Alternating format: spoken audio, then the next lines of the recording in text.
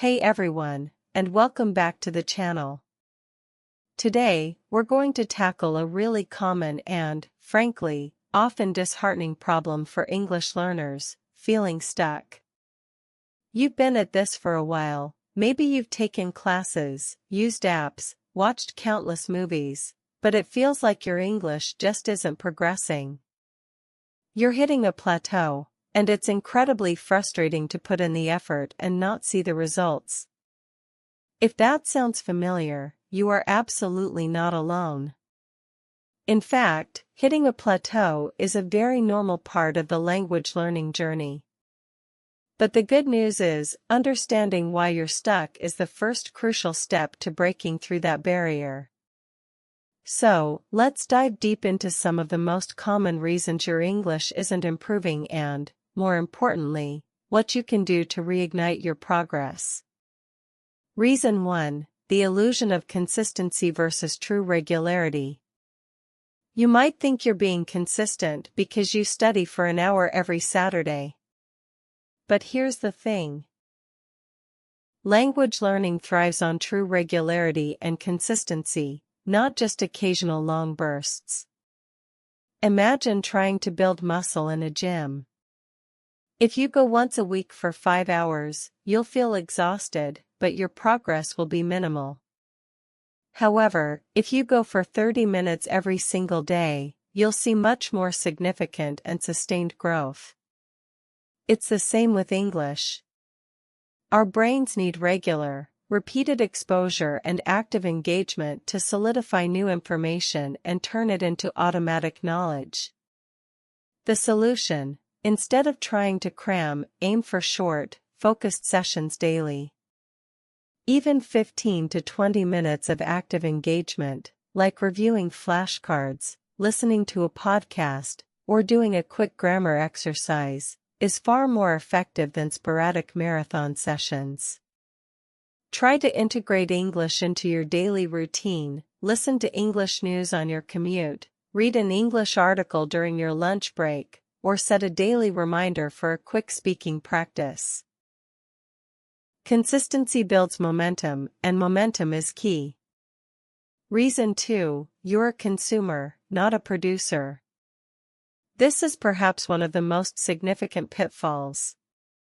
Many learners spend almost all their time on passive consumption, listening, reading, watching. While invaluable for input, if you're not actively producing English, your brain isn't getting the practice it needs to retrieve, formulate, and express ideas in the language. Think about it: you can listen to 1,000 songs on a guitar, but you won't learn to play until you pick one up and start strumming. Speaking and writing are the output skills, and they require a different kind of brain engagement. You might understand everything when you hear it, but then struggle to form a sentence yourself. That's the production gap. The solution: you must incorporate active production into your routine. Speaking: talk to yourself in English. Narrate your day. Record your voice and listen back. Find a language exchange partner online or in person. Join a conversation club. Don't wait until you feel ready. You'll never feel ready until you start speaking. Writing: keep a journal in English. Write short stories or summaries of videos you've watched. Participate in English forums or social media groups. Even simple texting with a friend in English counts. The more you force your brain to retrieve and organize words, the stronger those neural pathways become. Reason 3: the perfectionist trap and fear of mistakes. This is a huge mental block. Many learners are so afraid of making mistakes, sounding foolish, being misunderstood, or embarrassing themselves, that they avoid speaking or trying new things altogether. This desire for perfection leads to paralysis. But let me tell you, mistakes are not failures, they are data points. Every single mistake you make is an opportunity to learn. It shows you exactly where your understanding is weak, where your pronunciation needs work, or where your grammar structure is falling apart. Native speakers made countless mistakes on their journey to fluency, and they continue to make them. It's a natural, inevitable part of the learning process. The solution: change your mindset about mistakes. See them as valuable feedback. Actively seek out opportunities to make mistakes. Embrace imperfection, focus on communicating your message, even if it's not perfect. The goal is intelligibility, not flawlessness. Ask for corrections. If you're practicing with a partner or tutor, specifically ask them to correct your errors. This is how you pinpoint areas for improvement. Record yourself. Listening back to your own speaking can help you identify patterns in your mistakes without the pressure of a live conversation. Reason 4: you're not challenging your comfort zone enough. When you first start learning English, every new word, every new grammar rule feels like a massive leap forward. But as you progress, especially into intermediate levels, it's easy to get comfortable. You might stick to materials you fully understand, conversations that are easy, or topics you're familiar with. This is the language learning plateau. You're maintaining, but you're not growing. To improve, you need to expose yourself to comprehensible input that is slightly beyond your current level. This means new vocabulary, more complex sentence structures, different accents, and unfamiliar topics. If it's too easy, you're not learning. If it's too hard, you get overwhelmed. The sweet spot is just challenging enough to push you. The solution: vary your input. Don't just watch the same TV show. Try different genres, different accents. Listen to podcasts on unfamiliar subjects. Read widely, move beyond graded readers. Pick up a newspaper article, a blog post, or a book on a topic that genuinely interests you, even if you need a dictionary for every other word initially. Engage in deeper conversations, move beyond polite small talk. Try discussing abstract ideas, current events, or personal opinions. This forces you to use more sophisticated vocabulary and complex sentence structures. Target weaknesses. If you always struggle with conditionals, specifically seek out exercises or conversations that focus on them. Reason 5: your goals are vague or non-existent. I want to improve my English. That's a great sentiment, but it's not a goal. It's too broad, too undefined, and impossible to measure. If you don't know where you're going, how will you know if you've arrived, or even if you're on the right path? This lack of clear direction can lead to demotivation and aimless study. The solution: set SMART goals. Specific, measurable, achievable, relevant, and time-bound.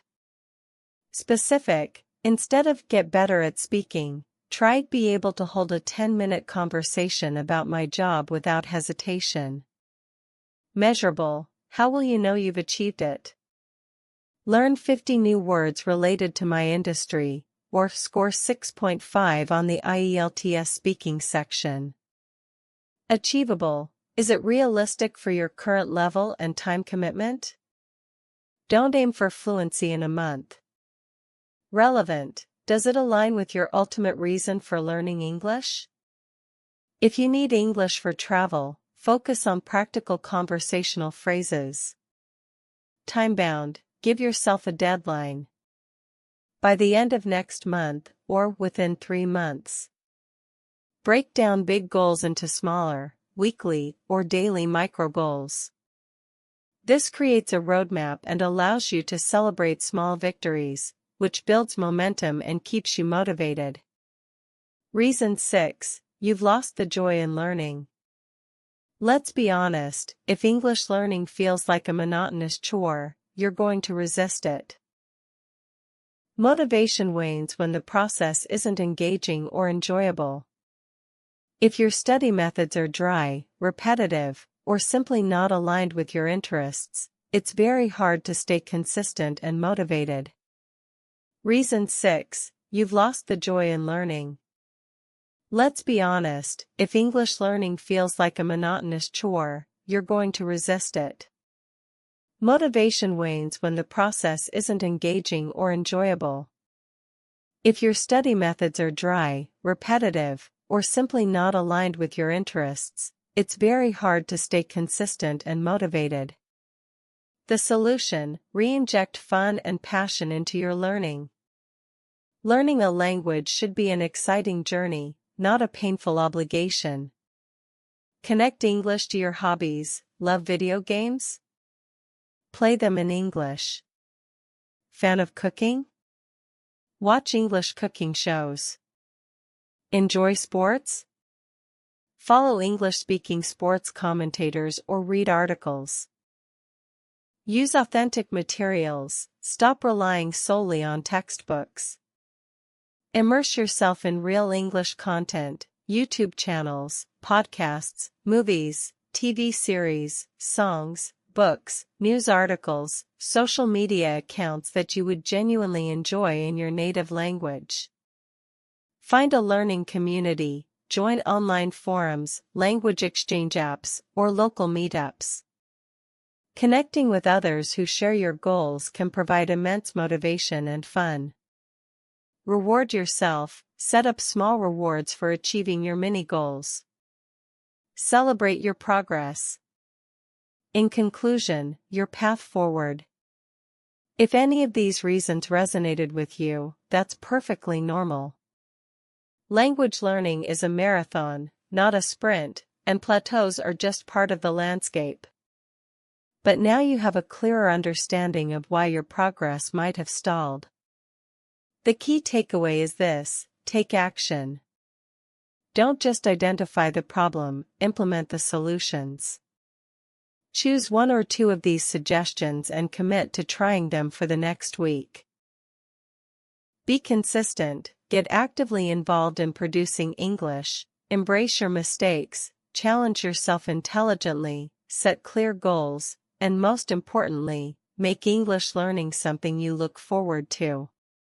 What's the one thing you're going to change in your English learning routine after watching this video? Let me know in the comments below. I read every single one. And if you found this deeper dive helpful, please hit that like button and subscribe for more English learning insights. Thanks for watching, and I'll see you in the next video.